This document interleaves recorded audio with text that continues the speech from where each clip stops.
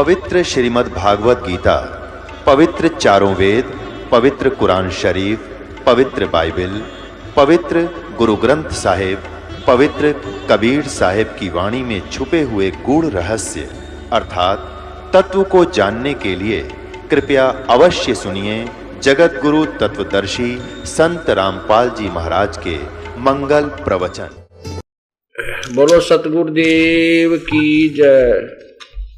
बंदी छोड़ कबीर साहेब की जय। बंदी छोड़ गरीबदास जी महाराज की जय। स्वामी रामदेवानंद जी गुरु महाराज की जय।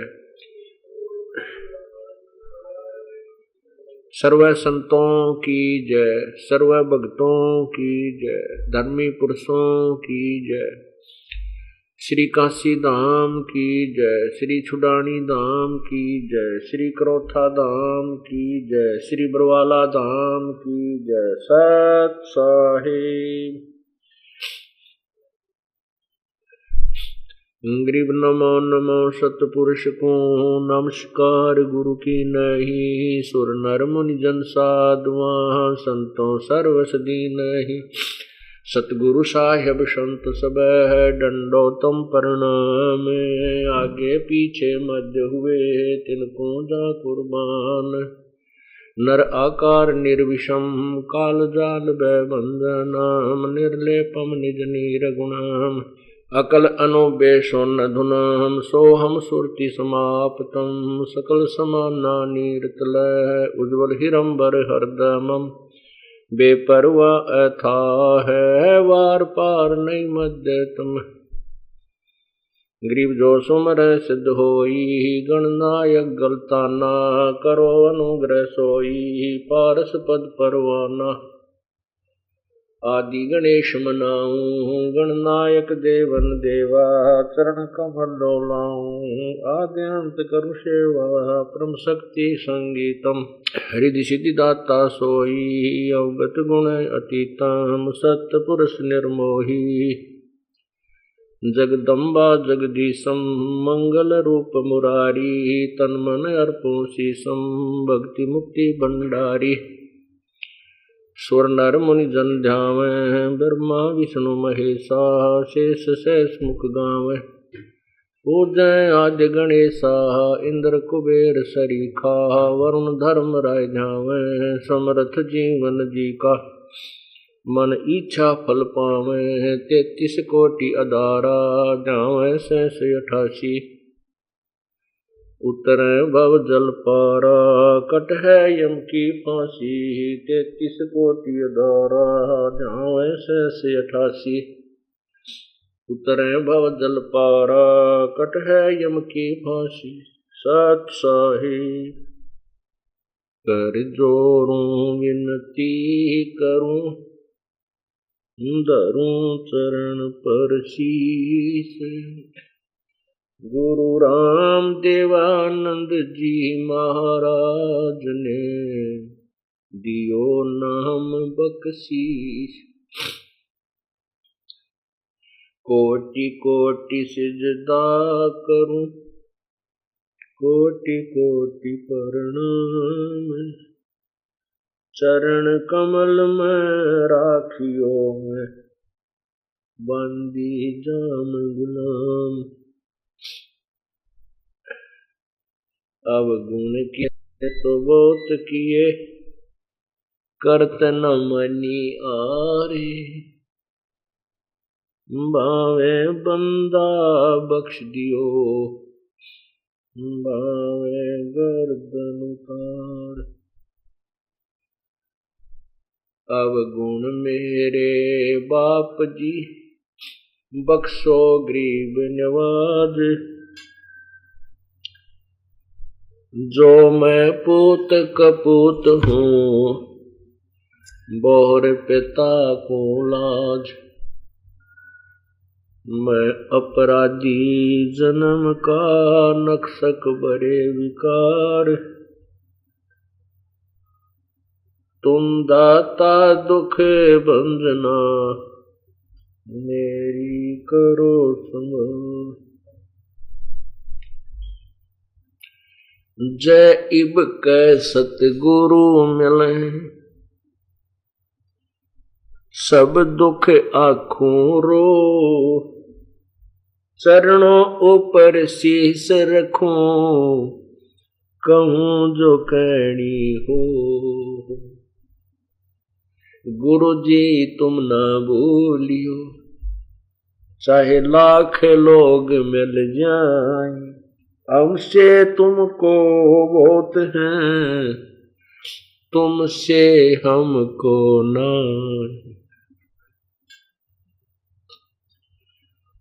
तुमरे विसारे क्या वण, मैं किसकी शरण में जाऊं।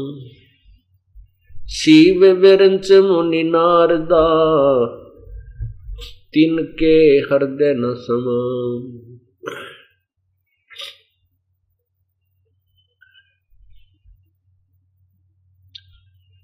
बंदे तू कर बंदगी, जे चावे दीदार, अवसर मानुष जन्म का भाई, मिले न बारंबार।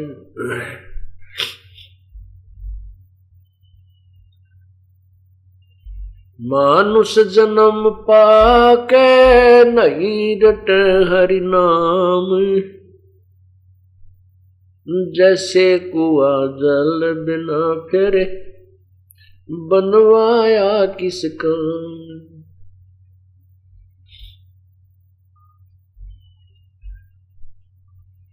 कबीर वो दिन याद करो, ऊपर पग नीचे शीश, अब मृत मंडल में आके तू भूल गया जगदीश। तू ही तुतकार थी, और जपता अजपा जापे, बाहर आके भरम गया, तूने बहुत किए अब पाप। परमपिता परमात्मा, सारी सृष्टि के रचनहार कुल मालिक कबीर देव, कबीर प्रभु, कबीर परमेश्वर,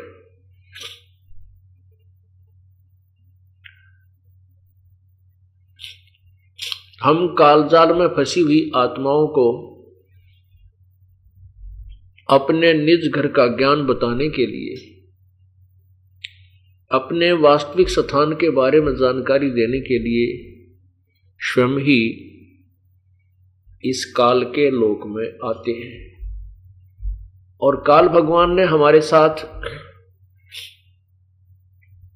ऐसा अन्याय किया हुआ है, हमारे साथ बहुत धोखा किया हुआ है।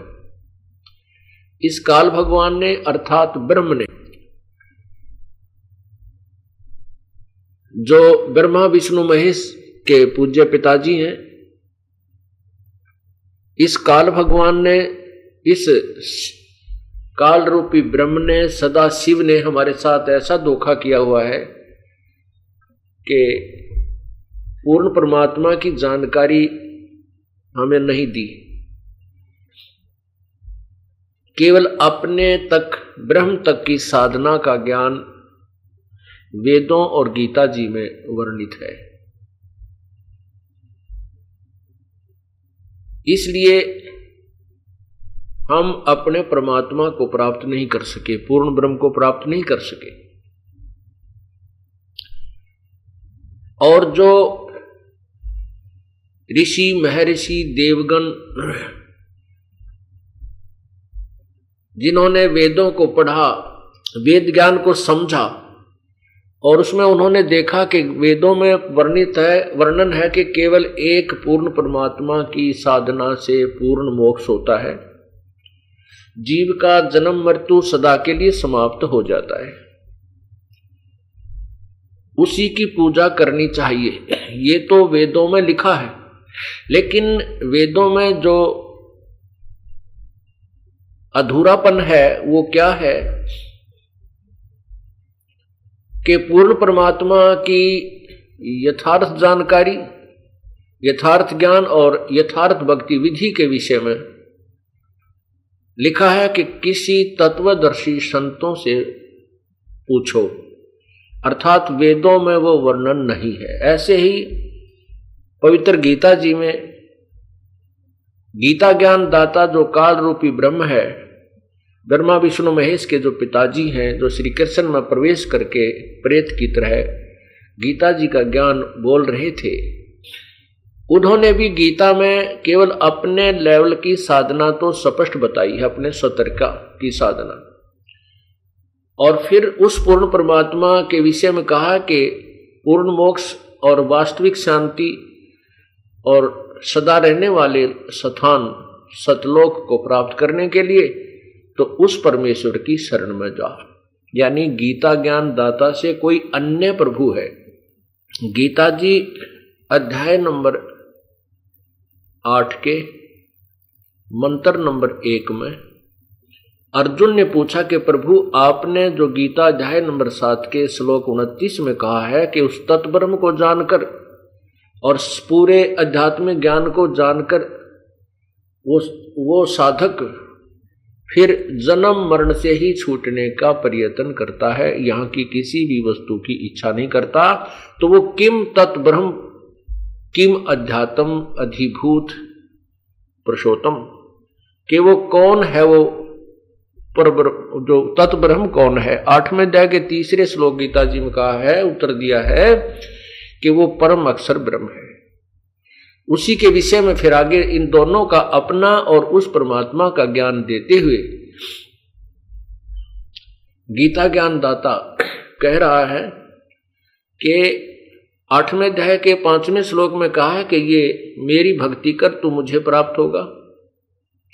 8वें अध्याय के 6 श्लोक में गीता जी में कहा है कि ये नियम है अर्जुन, अंत समय में जो जिस भी भाव में भावित रहता है, अर्थात जिस आस्था जिस इष्ट में रखता है उसी को अंत समय में समरण करता हुआ प्राप्त होता है। 8वें अध्याय के 7वें श्लोक में कहा है कि तू मेरी भक्ति कर, युद्ध भी कर, निश्चिंत मुझे प्राप्त होगा। और अपनी साधना के लिए बताया है 8वें अध्याय के 13वें श्लोक में ओम इति एक अक्षरम मम ब्रह्म माम अनुसमरण यह प्रयाति तजन देहम सयाति परमाम गति। मेरा तो केवल एक ओम मंत्र का नाम जाप है, अंतिम श्वास तक जो उच्चारण करके इसका सिमरन करता है वो मेरे वाली परम गति को प्राप्त होता है। फिर 8वें अध्याय के 8, 9 और 10 3 श्लोकों में स्पष्ट कर दिया कि जो साधक उस दिव्य परम पुरुष अर्थात परम अक्षर ब्रह्म की साधना करता है, अंत समय में उसी की साधना करता हुआ शरीर छोड़कर चला जाता है तो उसी के पास पहुंच जाता है, उसका फिर जन्म मृत्यु कभी नहीं होता। उस परमात्मा की साधना के विषय में लिखा है 4थे अध्याय के 34वें श्लोक में, उस पूर्ण परमात्मा के विषय में जो 18वें अध्याय के 62वें श्लोक में कहा है कि तू सर्वभाव से उस परमात्मा की शरण में जा, उसकी कृपा से ही तू परम शांति और शाश्वत स्थान अर्थात सतलोक को प्राप्त होगा, फिर तेरा कभी जन्म मृत्यु नहीं होगा। अध्याय नंबर 15 के श्लोक 4 में कहा है कि जब तत्वदर्शी संत मिल जाए उसके पश्चात उस परम पद परमेश्वर की, उस पूर्ण परम अक्षर परमात्मा की, उस पूर्ण ब्रह्म के परम पद की खोज करनी चाहिए, जहां जाने के बाद ये साधक फिर लौटकर संसार में नहीं आते, अर्थात उनकी जन्म मृत्यु कभी नहीं होती, और मैं भी उसी की शरण में हूं। 4थे अध्याय के 34वें श्लोक में कहा कि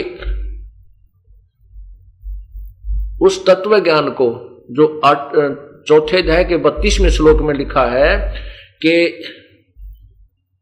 पूर्ण परमात्मा ने अपने मुख्य ज्ञान में अपने ही मुखारविंद से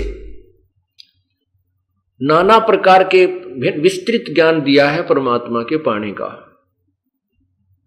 उसके विषय में 4थे अध्याय के 34वें श्लोक में कहा है कि उस तत्व ज्ञान को समझने के लिए तू तत्वदर्शियों के पास, संतों के पास जा, उनको दंडवत प्रणाम कर और कपट छोड़कर उनसे सरलता पूर्वक प्रश्न करने से वो तत्वदर्शी संत तुझे उस तत्व ज्ञान कराएंगे, वो तत्व ज्ञान समझाएंगे, फिर जैसे वो कहें ऐसे कर।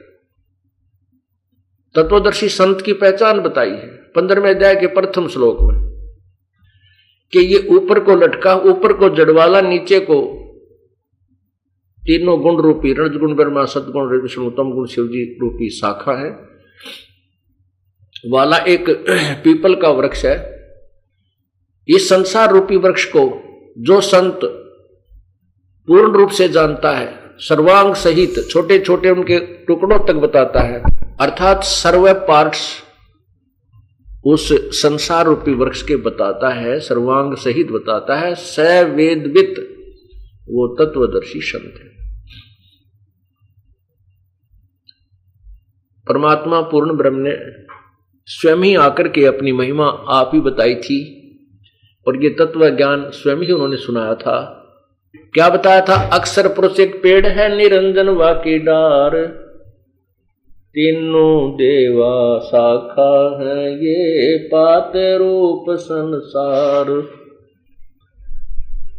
क्या बताया है? परमात्मा ने स्वयं आकर के कि वो संसार रूपी वृक्ष। अब देखिएगा गीता अध्याय नंबर 15 के श्लोक नंबर 1 में उस तत्वदर्शी संत की पहचान बताई है। ये देखिएगा पवित्र गीता जी,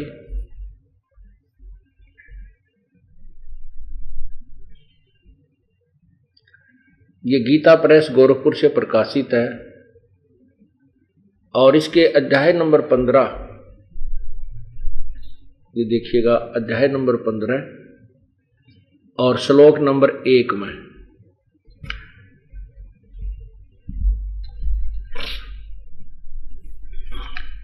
इसमें कहा है ऊर्ध्व मूलम,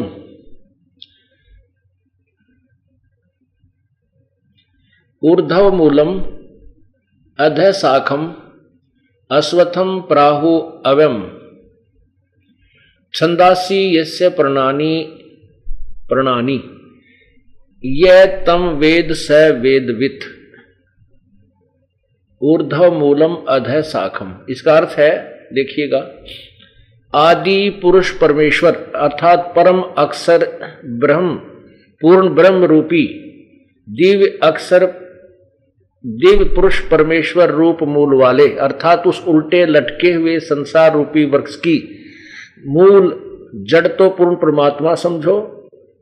अधः शाखम, अधः माने नीचे को होना चाहिए, इन्होंने ब्रह्मा रूप मुख शाखा वाले लिख दिया, नहीं, अधः माने ये देखिएगा, अधः माने इन्होंने अधः माने नीचे लिखा है, तो हमने अपनी तरफ से कुछ नहीं मिलाना, इन्हीं से शब्दों के अर्थ देकर के इसको ठीक कर लेंगे। ये देखो अधः, अधः माने नीचे, ये दूसरे श्लोक में इन्होंने अधः माने नीचे अर्थ किया है और यहां देखो अधः, अधः शाखम नीचे को शाखा वाले, यही जाने हम। और यहां देखो संसार रूपी पीपल के वृक्ष को अविनाशी कहते हैं, वेद जिसके पत्ते कहे गए हैं। छंदासी का अर्थ इन्होंने वेद लिखा, बल्कि छंद का अर्थ होता छोटे छोटे भाग और पत्ते आदि को उस संसार रूप वृक्ष को अर्थात यानी उस वृक्ष को, संसार की सृष्टि रचना को जो साधक, जो संत, जो पुरुष मूल सहित जानता है वह वेद के तात्पर्य को जानने वाला अर्थात वो तत्वदर्शी संत है। स वेदवित्, वो वेद के तात्पर्य को जानने वाला अर्थात वो तत्वदर्शी संत है। ये पहचान बताइए। अब वो वही ज्ञान पूर्ण परमात्मा ने, कबीर परमेश्वर ने स्वयं आकर बताया था, वो ऐसे है। देखिएगा ये संसार रूपी वृक्ष का चित्र देखिए पूर्ण रूप से। ये जो ये इतना देखिए नीचे नीचे का, ये है जमीन से बाहर जो नजर आता है उसको वृक्ष बोलते हैं, पेड़ कहते हैं। इस पेड़ का ये तना क्या है और ये मोटी डार कौन है, ये तीनों शाखा कौन है, तीनों गुण, रजगुण ब्रह्मा, सदगुण विष्णु, तमगुण शिव जी। ये शाखा कौन है और ये पत्ते क्या है, इनके विषय में, और जड़ क्या है, ये मूल क्या है, कौन है, इसके विषय में जो जानकारी देता है स वेदविद, अर्थात वो तत्वदर्शी संत है, वेद के अर्थात तत्व ज्ञान के जानने वाला है। अब ये जो जड़ है ये मूल परमात्मा है। ऊर्ध्व मूलम, ऊपर को जड़ वाला, अधः शाखम, नीचे को तीनों गुण रूपी शाखा वाला। ये रजगुण ब्रह्मा जी और सतगुण विष्णु, तमगुण शिव, ये तीनों शाखा है, ये डार है। गीता में केवल ऊपर को जड़, ये जड़ बताई है, ऊपर को जड़ वाला और नीचे को तीनों गुण रूपी शाखा वाला, और कोई डिटेल नहीं दी है इसकी। तो इसके विषय में कहते हैं जो पूरे सभी भागों के, सभी छंदों के विषय में, नारे नारे भागों के विषय में और पत्तों के विषय में जो जानकारी देता है स वेदविद, वह तत्वदर्शी संत है। परमात्मा, वेदों में लिखा है कि परमात्मा तत्वदर्शी संत की भूमिका करने के लिए स्वयं ही प्रकट होते हैं। वो परमात्मा चारों युगों में आते हैं। कबीर जी कहते हैं, कबीर परमेश्वर जी अपने बारे में बताते हैं कि चारों युग में हम पुकारे, कूक कहा हम हेल रे, हीरे माणिक मोती बरसे, और ये जग चुगता ढेल रे। हम चारों युगों में आए हैं और हमने ये सत्य ज्ञान, तत्व ज्ञान रूपी अमृत की वर्षा और हीरे मोतियों की वर्षा की है। इसको कोई नहीं उठा था, कौड़ियों को, डलों को, पत्थरों को इकट्ठे कर करके, अर्थात शास्त्र विद्युत साधना करके अपना जीवन नष्ट कर रहे हैं। चारों युग में हम पुकारे और कूक कहा हम हेल रे, अर्थात आवाज लगा लगा कर, जोर जोर से चिल्ला चिल्ला कर हमने आवाज लगाई कि हम जो ज्ञान दे रहे हैं ये सत्य है। और इस अमृत ज्ञान, तत्व ज्ञान रूपी हीरे मोती लालों की वर्षा हम करते हैं। हीरे मोती माणिक वर्षे, ये जग चुगता ढेल रे, ढेल माने डले, पत्थर, कौडी। शास्त्र विरुद्ध साधना और तत्व ज्ञान के अतिरिक्त जो ज्ञान है वो कौडी है, वो कौडी है, वो डले हैं, मिट्टी है, यूजलेस है, लाभदायक नहीं है। और तत्व ज्ञान रूपी जो यथार्थ ज्ञान है वो समझो हीरे और मोती है। इस तत्व ज्ञान को कोई सुनने को तैयार नहीं, समझता नहीं। परमात्मा कहते हमने चारों युगों में आवाज लगाई है। और वही परमात्मा चौथे युग में भी आए, जब 600, आज से लगभग 600 वर्ष पूर्व काशी में एक जुलाहा की भूमिका की और साथ में तत्व ज्ञान का भी प्रचार किया। उन्होंने उस समय इस वाणी को बताया था, ये अमृत ज्ञान में लिखा था कि अक्षर पुरुष एक पेड़ है, निरंजन वाकी डार, तीनों देवा शाखा है, भाई पात रूप संसार। अब देखिएगा परमात्मा कबीर जी द्वारा बताया गया ये तत्व ज्ञान, ये हम केवल जो जमीन से बाहर दिखाई देता है उसको पेड़ बोलते हैं। ये तना जो है ये अक्षर पुरुष एक पेड़ है, अक्षर पुरुष अर्थात परब्रह्म भी कहते हैं इसे। और उस पेड़ के एक मोटी डार निकलती है, वो ब्रह्म अर्थात क्षर पुरुष ज्योति निरंजन, इसको काल भी कहते हैं, जो ब्रह्मा विष्णु महेश का पिता है। और इस डार के फिर आगे 3 शाखाएं, संसार रूपी वृक्ष के 3 शाखाएं हैं, रजगुण ब्रह्मा जी, सदगुण विष्णु जी और तमगुण शिव जी। तीनों गुण रूपी शाखा, रजगुण ब्रह्मा, सतगुण विष्णु, तमगुण शिव जी। और ये पात रूप संसार, ये पात, ये हम आगे जो पात रूप संसार यहां पर है। अब इस वृक्ष की मूल जड़ कौन है ये देखना है। ये ये जड़ है। ये पूर्ण परमात्मा सतपुरुष परम अक्षर ब्रह्म पूर्ण ब्रह्म इसी के नाम है। ये जड़ है, संसार रूपी वृक्ष का आधार है। ये कौन है? ये कबीर देव। कबीर देव, वेदों में कबीर देव लिखा है और सिंपल लैंग्वेज अर्थात साधारण भाषा में उस तत्व ज्ञान में कबीर देव, कबीर प्रभु लिखा है, कबीर परमेश्वर, कबीर साहेब लिखा है। तो ये वही परमात्मा है जो सभी पूरे वृक्ष को खुराक देता है, आहार देता है, पूरे संसार रूपी वृक्ष को अर्थात पूरी सृष्टि अनंत ब्रह्मांडों को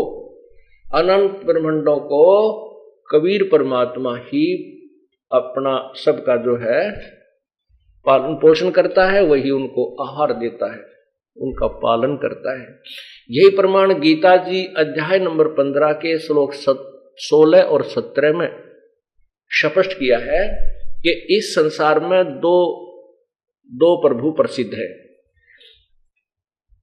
एक ब्रह्म जिसे क्षर पुरुष कहते हैं, एक परब्रह्म, एक अक्षर पुरुष। जैसे अक्षर पुरुष तना है और क्षर पुरुष ये मोटी डार है, ज्योति निरंजन है, और फिर इसके आगे 3 पुत्र हैं, 3 शाखाएं हैं, 3 इसके विस्तार हैं, वो रजगुण ब्रह्मा, सतगुण विष्णु, तमगुण शिव।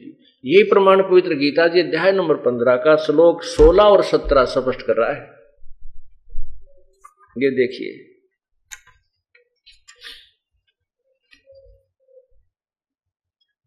ये पवित्र गीता जी अध्याय नंबर 15 और श्लोक देखिएगा नीचे 16। इसकी संस्कृत देखें पहले।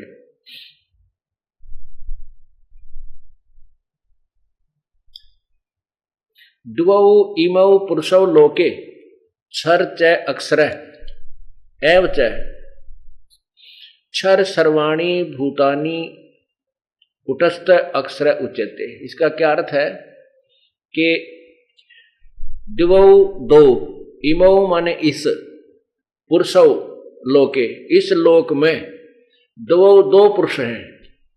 द्वौ लोके, द्वौ माने दो, इमौ माने इस, लोके माने संसार में, पुरुषौ माने प्रभु हैं।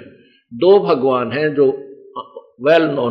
क्षर ये क्षर पुरुष ब्रह्म और अक्षर पुरुष पर ब्रह्म, तना ये मोटी डार।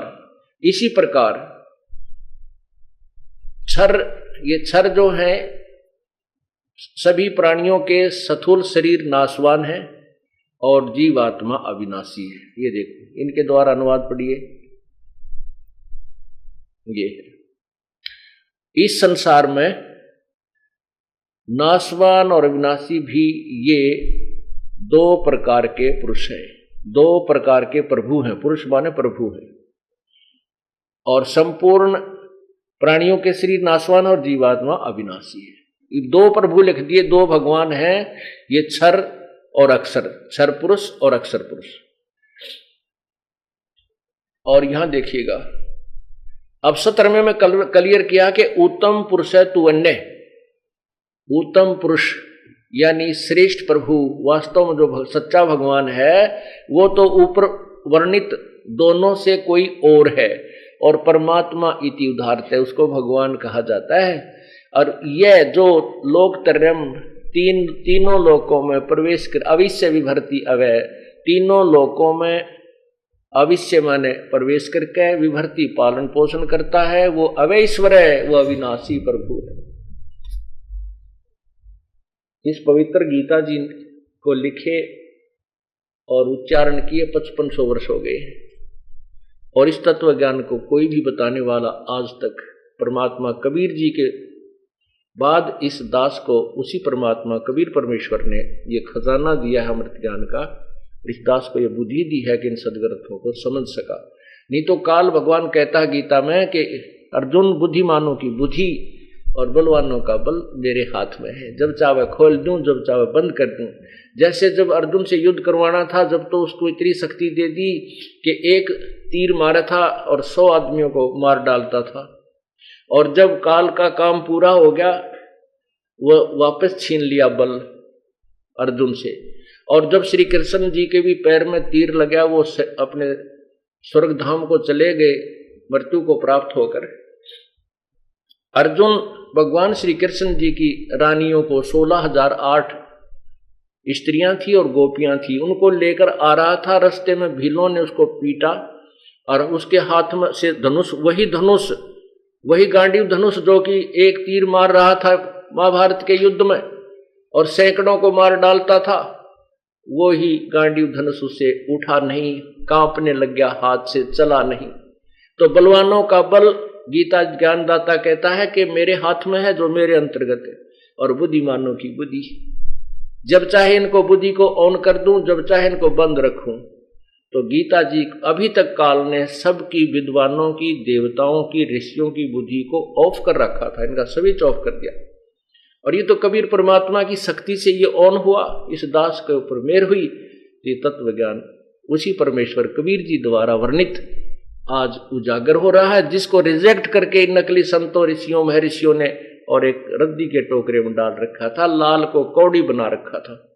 आज ये लाल को आपके समक्ष पेश किया जा रहा है। अब इसमें क्या बताया है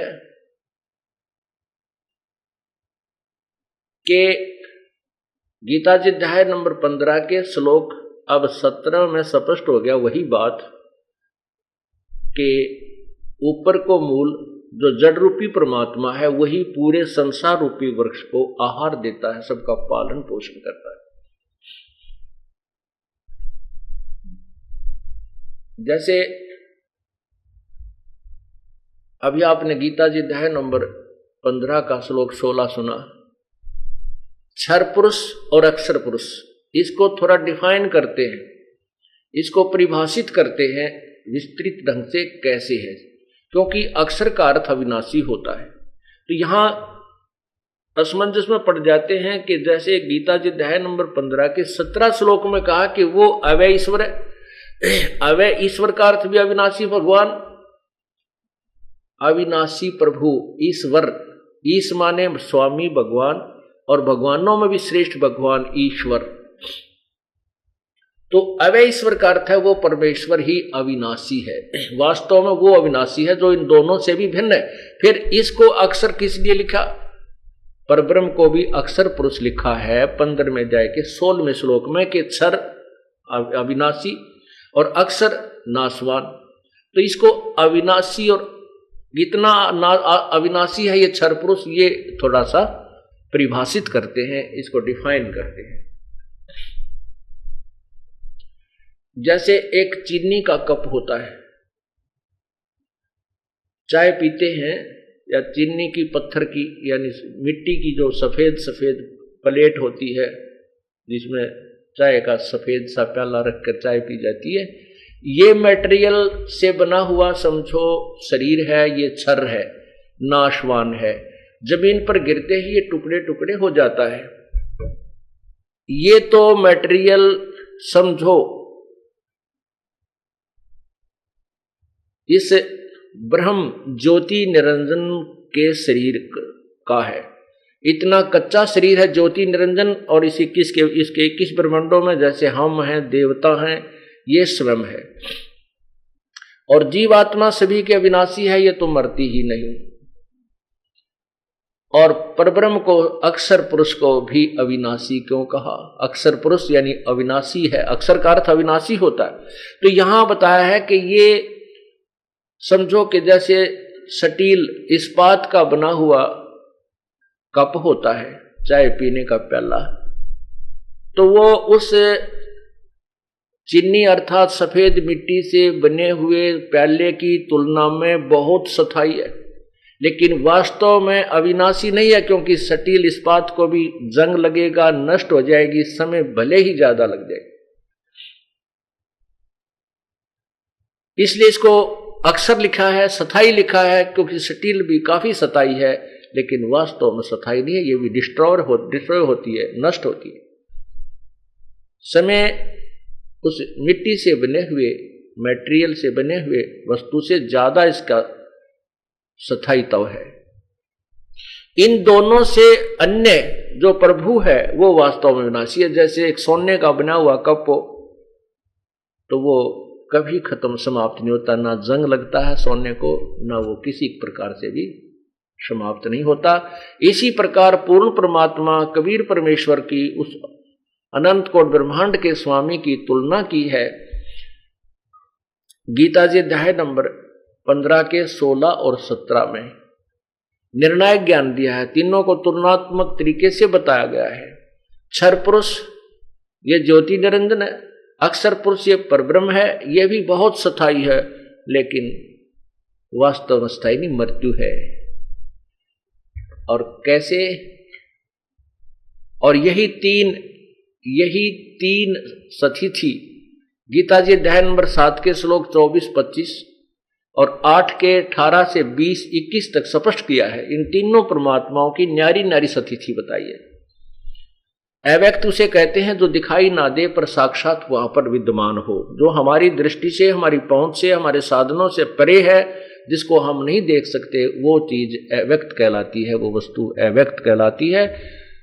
और उस अव्यक्त को ना देख करके उस वास्तविक यथार्थ स्थान पर बैठे हुए उस परमात्मा को, विद्यमान परमात्माओं को ना देख करके ऋषियों ने, देवताओं ने, जिन्होंने तत्व ज्ञान नहीं था, उसको अव्यक्त का अर्थ निराकार कर दिया। अव्यक्त है जो सामने प्रत्यक्ष ना हो सके हमारे से। जैसे सूर्य बादलों के पीछे अव्यक्त होता है, लेकिन उसका अस्तित्व समाप्त नहीं होता, वो निराकार नहीं है। वास्तव बाहर वो बादलों के पार वो एज इट इज है, ज्यों का त्यों है, लेकिन हमें वो दिखाई नहीं दे रहा, उसके बीच में बादल है। इसी प्रकार वो परमात्मा बहुत दूर है, ये ब्रह्म और परब्रह्म भी हमारे से बहुत दूर हैं। और जिन साधनाओं से हम साधना करते उससे हमारी वो दिव्य दृष्टि नहीं बन सकती, वो दूरबीन नहीं बन सकती जो दूर सत परमात्मा को देख सके। इसलिए अब जो साधन बताए जाते हैं इस दास के द्वारा, उससे ऐसी दिव्य दृष्टि बनेगी, वो परमात्मा आप सभी देख सकोगे और सतलोक में बैठे उस पूर्ण परमात्मा को भी साकार रूप में आप देखोगे, देख सकते हो। वो दिव्य दृष्टि इस साधना से बनेगी जो दास बताएगा। अप्रसंग चल रहा है कि 3 भगवान हैं, एक ब्रह्म, परब्रह्म, पूर्ण ब्रह्म।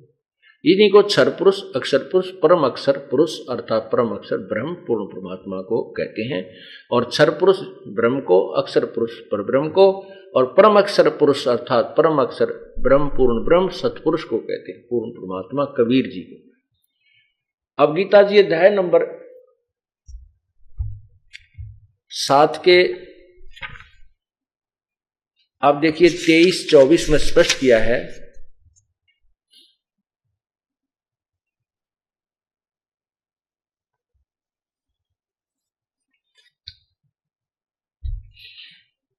श्रीमद् भगवत गीता, इसके अध्याय नंबर ये 7 है और श्लोक नंबर देखिएगा 23 है। इसमें क्या लिखा है?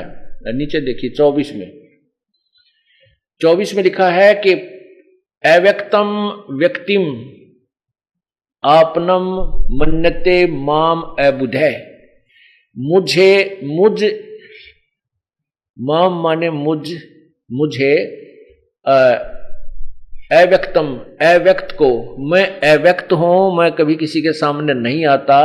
मुझे व्यक्तिम आपनम मन्यते, मुझे कृष्ण रूप में व्यक्ति मानते, व्यक्ति रूप में आया मानते हैं ये बुद्धिहीन। मुझे ये बुद्धिहीन जन समुदाय जो सामने खड़ा है, ये एक बुद्धिहीन समुदाय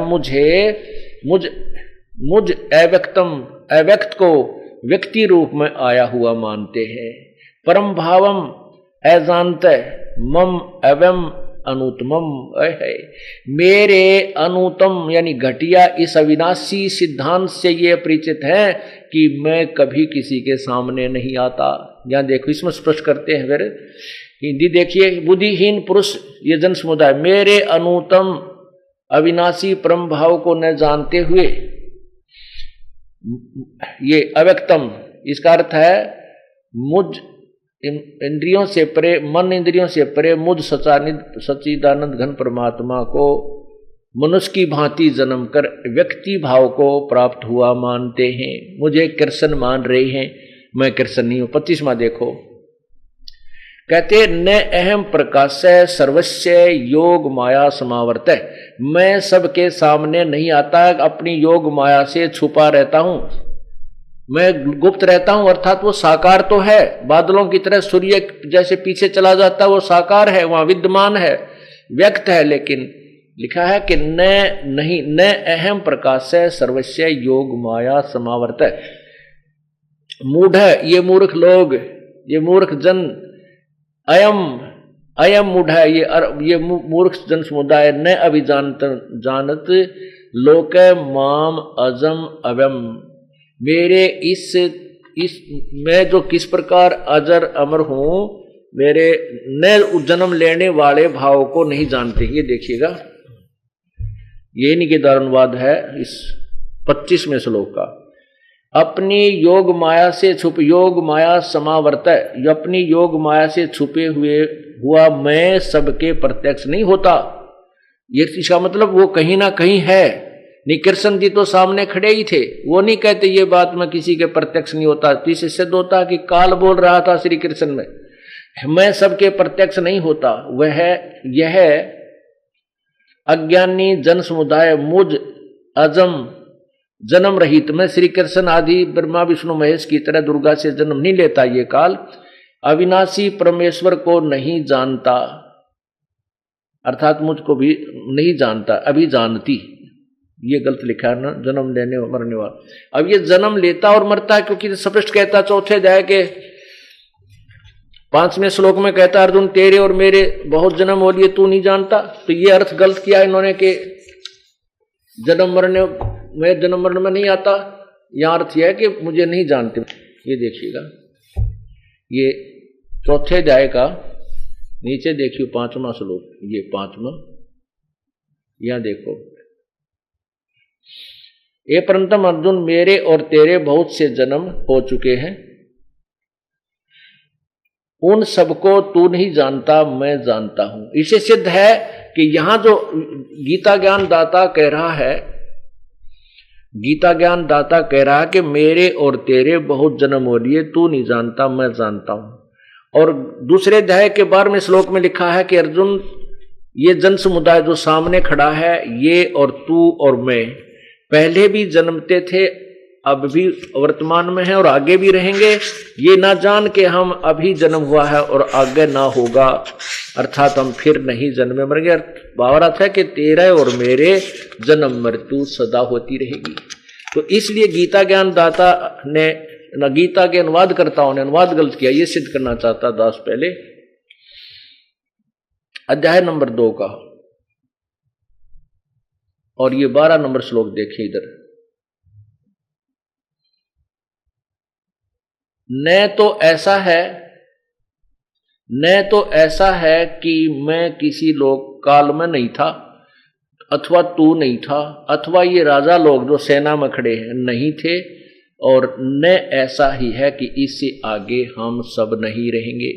तो अब ये दास साथ में ये भी सिद्ध करना चाहता है कि जो अनुवाद करता है ये अल्पज थे, इनको तत्व ज्ञान नहीं था, इन्होंने गलत भूमिका बना करके गलत ही ढंग से उसको पेश किया है। इन्होंने जो खुद कहता है मेरे और तेरे जन्म होते रहते हैं, मैं जन्मता मरता हूं, मैं नासवान हूं, उसको ये अविनाशी की संज्ञा दे रहे हैं। ये देखो अध्याय नंबर, गीता जी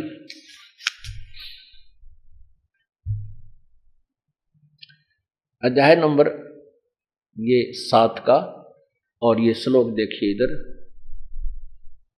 ये 24 नीचे देखो, 24 और ये 25। इसमें लिखा है कि न अहम प्रकाशः सर्वस्य योगमाया समावर्त है, मूढ़ अयम न अभिजानती लोका माम अजम अवम। इसका वास्तविक अर्थ ये है कि मेरे सिद्धांत को ना जानकर ये मुझे अजम और न मरने वाला मानते हैं, और मैं अपनी योग माया से छुपा रहता हूं, सबके सामने नहीं आता। इससे सिद्ध है कि वो कहीं ना कहीं बैठा है और वो साकार है। अब इसमें इन्होंने जो इसको बताया है कि जन्म रहित, जन्म ने न मरने वाला बताया, ये गलत अनुवाद किया। ये देखिएगा 7वें अध्याय का 25वें श्लोक का अनुवाद अन्य सभी अनुवादकर्ताओं ने ऐसा किया जैसा ये किया हुआ है गीता प्रेस गोरखपुर से प्रकाशित में। अपनी योग माया से छिपा हुआ मैं सबके प्रत्यक्ष नहीं होता, इसलिए यह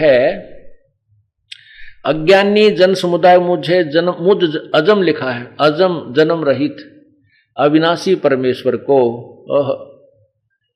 अभी जानते नहीं जानता, अर्थात मुझको जन्मने मरने वाला समझता। और ये खुद कह रहा है कि मैं तो जन्मता हूं, मरता हूं, आगे भी होगा, तेरे भी जन्म होंगे, मेरे भी होंगे। तो ये यहां फिट नहीं होता कि ये अपने बारे में अजम कहे या अपने आप को न जन्मने वाला कहे। इसका अर्थ ये है कि इसमें स्पष्ट किया चौथे अध्याय के 9वें श्लोक में कि मेरे जन्म और कर्म अलौकिक है।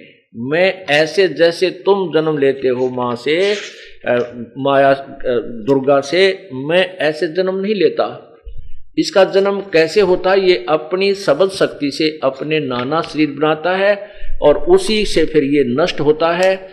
इसका पूर्ण परमात्मा की तरफ से ऐसा नियम बनाया हुआ है। ये भी मरता है, जन्मता है। वो विधि अभी बताएगा दास कैसे जन्मता और मरता है। अब देखिए चौथा अध्याय आपने पढ़ा। चौथे अध्याय में आपने क्या पढ़ा कि उन्होंने गलत किया है कि मैं जन्म मृत्यु नहीं आता। अब चौथे अध्याय के 5वें श्लोक में ये गीता ज्ञानदाता कहता है कि मेरे और तेरे बहुत जन्म होंगे, ये देखिएगा। और 9वें में स्पष्ट करता है, चौथे अध्याय के ये 5वां श्लोक है, हे परंतम अर्जुन, मेरे और तेरे बहुत से जन्म हो चुके हैं, उन सबको तू नहीं जानता, मैं जानता हूं। ये देखो नीचे ये 6 नंबर है, इसलिए ये 5 है, वो इस साइड में था। अच्छा, अब 9वें इसी के 9वें श्लोक में देखिएगा, गीता अध्याय नंबर 4 के श्लोक नंबर 9 में क्या लिखा है कि हे अर्जुन, मेरे जन्म और कर्म, अर्थ इसे सिद्ध है कि जन्म तो है गीता ज्ञानदाता का, मेरे जन्म और कर्म दिव्य अर्थात अलौकिक है, निर्मल और अलौकिक है।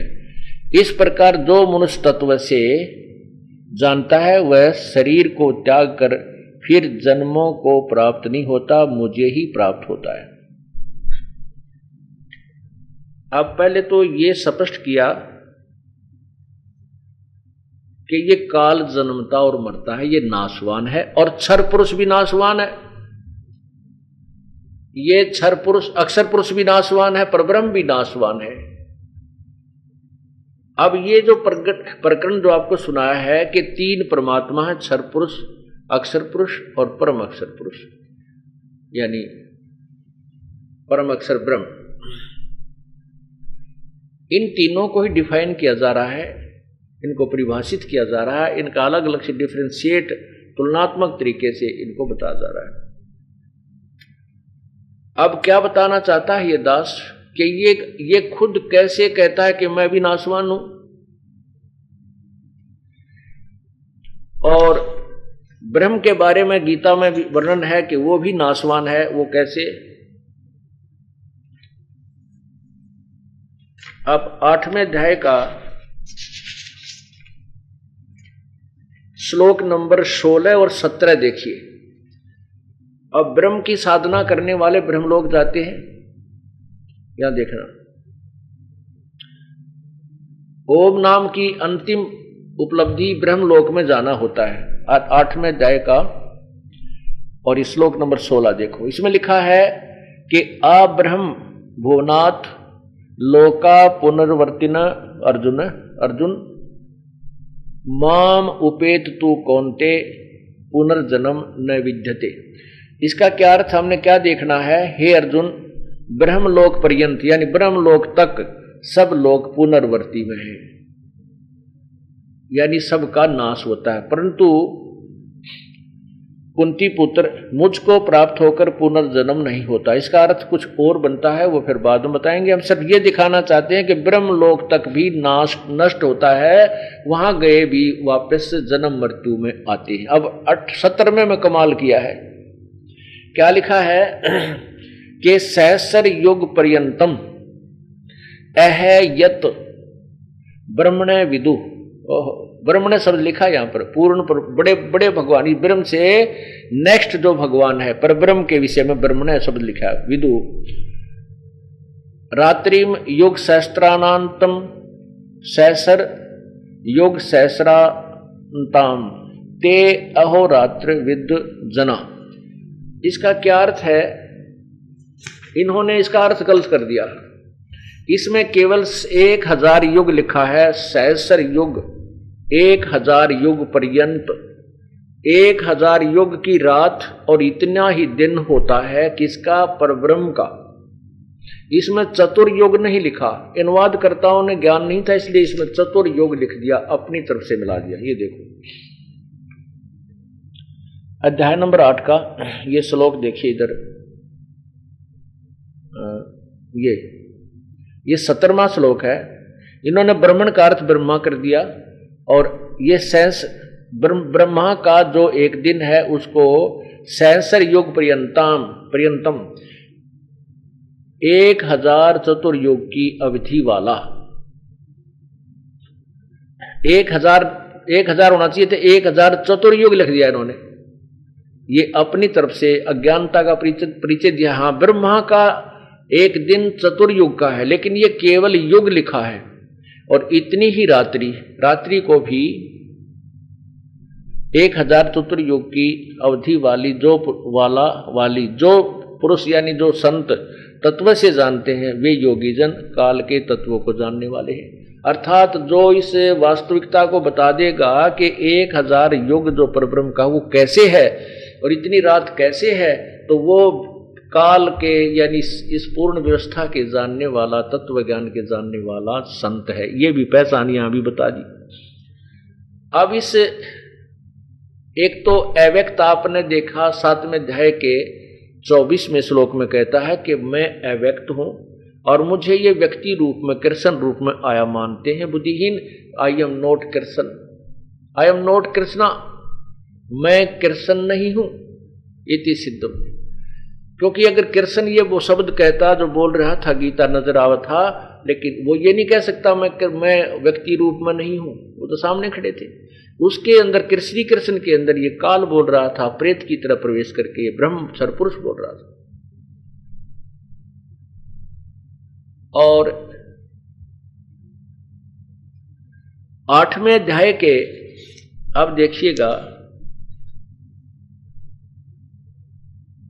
अब ये रात्रि बताते हैं आपको 1000 युग, केवल युग नोट चतुर्युग की कैसे परब्रह्म की रात्रि होती है। जैसे ब्रह्मा जी का एक दिन 1008 चतुर्युग का होता है, इसको लंब सप में वैसे हम 1000 युग चतुर्युग मानते हैं। ये चतुर्युग का जैसे सतयुग, त्रेता, द्वापर और कलयुग, ये चारों युगों को मिलाकर के एक चतुर्युग बनता है। ऐसे 1008 चतुर्युग का ब्रह्मा जी का दिन इतनी ही रात्रि है और 2 दिन रात 30 दिन रात का एक महीना बनता है, 12 महीने का एक वर्ष बनता है और 12 महीने का एक वर्ष बनता है। 100 वर्ष की आयु ब्रह्मा जी की है और ब्रह्मा जी से 7 गुना ज्यादा शिव जी की है, ना विष्णु जी की, क्षमा करना। ब्रह्मा जी से 7 गुना ज्यादा आयु विष्णु जी की है और विष्णु जी से 7 गुना आयु शिव जी की है, शंकर भगवान की है, महेश की है। अब 7 ब्रह्मा की मृत्यु के उपरांत एक विष्णु मरता है, 7 विष्णु की मृत्यु के उपरांत एक शिव मरता है, शंकर मरता है और 70,000 त्रिलोकीय शंकर शिव मरने के उपरांत 70,000 शिव जब मर जाते हैं तो एक युग होता है परब्रह्म का, एक युग होता है परब्रह्म का, अक्षर पुरुष का। और उस समय ये काल का जो ये सदाशिव रूप में, महाशिव रूप में, महाब्रह्मा रूप में, महाविष्णु रूप में जो 21वें ब्रह्मांड में रहता है, उस समय इसकी मृत्यु हो जाती है और इस एक ब्रह्मांड का पूर्ण रूप से विनाश हो जाता है। इसमें कोई जन स्थिति नहीं रहती, ये लोक ज्यों के त्यों रह जाते हैं। कुछ लोग जो विशेष लोग हैं वो रह जाते हैं। और इसका पूर्ण रूप से जनरहित हो जाता है। तो ये सारे सभी दूसरे ब्रह्मांड में चले जाते हैं। काल भी अपनी शब्द शक्ति से स्वयं अपना जन्म, अपनी शरीर धारण करता है शब्द शक्ति से, और दुर्गा भी, और साथ में फिर ये सारे अन्य प्राणी भी वहां इसी तरह उत्पन्न किए जाते हैं। तो यहाँ एक जो ब्रह्म एक युग बन गया परब्रह्म का, उसमें एक काल की एक बार मृत्यु हुई। ऐसे 1000 युग का परब्रह्म का एक दिन इतनी ही रात्रि होती है। जब परब्रह्म का एक दिन खत्म हो जाता है 1000 युग का, नोट चतुर्युग, तो उस समय 21 ब्रह्मांड इस ब्रह्म के काल के नष्ट हो जाते हैं। यो काल भी मृत्यु को प्राप्त होता है। ये काल भी मृत्यु को प्राप्त होता है, दुर्गा भी मृत्यु को प्राप्त होती है, और सभी प्राणी समाप्त हो जाते हैं। इनका केवल सूक्ष्म शरीर परब्रह्म के लोक में रख दिया जाता है। 1000 युग की जो रात्रि परब्रह्म की जब समाप्त हो जाएगी, फिर पुनः दिन होगा, तो इस ब्रह्म को और दुर्गा को फिर एज इट इज वापिस यहाँ परमात्मा के, पूर्ण परमात्मा के बनाए विधान अनुसार ये दोबारा फिर अपने 21 ब्रह्मांडों में आएंगे, और सभी प्राणी दुर्गा अंदर समावेश होंगे, और फिर अपने अपने कर्म अनुसार ये जन्म फिर प्रारंभ हो जाएगा। अब परब्रह्म के जो एक युग हुआ और 1000 युग की रात हुई, दिन हुआ, इतनी ही रात्रि हुई। इसी प्रकार उसकी आयु का विधान है कि 1000 युग का दिन परब्रह्म का, इतनी ही रात्रि हुई, और 30 दिन रात का एक महीना हुआ, और 12 महीने का एक वर्ष हुआ, और 100 वर्ष की परब्रह्म की आयु हुई। यानी परब्रह्म जो सेकंड नंबर अव्यक्त है वो भी मरेगा, वो भी अव्यक्त है, वो दिखाई नहीं देता लेकिन वहां पर विद्यमान है। अब उसका भी नाश होगा, लेकिन कितना लंबा समय, ओहो। पहले तो ब्रह्मा का एक दिन, ओहो, 1008 चतुर्युग, एक युग में, एक चतुर्युग में 43,20,000 वर्ष होते हैं। ऐसे ऐसे 1008 चतुर्युग, और इतना दिन फिर रात, और फिर ऐसे ऐसे 100 वर्ष, फिर महीने, फिर 100 वर्ष की ब्रह्मा की आयु, उससे 7 गुणी विष्णु की, फिर 7 गुणी शिव की, वो शिव मरे। तब 70,000 बार जब शिव जी मर लेगा यहां वाला, तब एक बार वो ब्रह्म मरेगा, क्षर पुरुष मरेगा, और एक युग होगा परब्रह्म का। और 1000 युग की परब्रह्म का दिन, 1000 युग की रात, और फिर इसी प्रकार 30 दिन रात का महीना, 12 महीने का वर्ष, 100 वर्ष की आयु परब्रह्म की, फिर उसकी मृत्यु। अब इसलिए उसको अब अक्षर पुरुष कहा कि बहुत लंबे समय में नाश होगा उसका, पर अंत जरूर है। फिर उससे जो अलग अव्यक्त है वो, और इस अव्यक्त से जिसमें परब्रह्म की एक दिन में जो 21 ब्रह्मांड काल के ब्रह्म के समाप्त हो जाएंगे, उस और उतने ही रात्रि के बाद फिर वापस आएंगे, उस अव्यक्त में ये रख दिए जाते हैं, समा जाते हैं सभी प्राणी 21 ब्रह्मांड के। और जब दिन होता है तो फिर वापस उसी अव्यक्त यानी क्षर पुरुष अव्यक्त, अक्षर पुरुष अव्यक्त से, परब्रह्म अव्यक्त से ये वापस फिर जन्म वापस आ जाते 21 ब्रह्मांड। लेकिन फिर लिखा कि उस अव्यक्त से भी परे जो अविनाशी अव्यक्त है, वो पूर्ण परमात्मा है, वो सभी प्राणियों के नष्ट होने पर भी कभी नष्ट नहीं होता। 3 से दोगे। गीता जी अध्याय नंबर 15 के श्लोक 16 और 17 में 3 भगवान सिद्ध हुए, क्षर पुरुष, अक्षर पुरुष, और उनसे न्यारा जो उत्तम पुरुष, उत्तम पुरुषत्व ने। अब ये गीता जी अध्याय नंबर 7 के श्लोक 24 और 25 में, और गीता जी के अध्याय नंबर 8 के श्लोक 18 से 22 तक है स्पष्ट किया। कोई और तीनों के विषय में जानकारी भिन्न भिन्न दी गई है।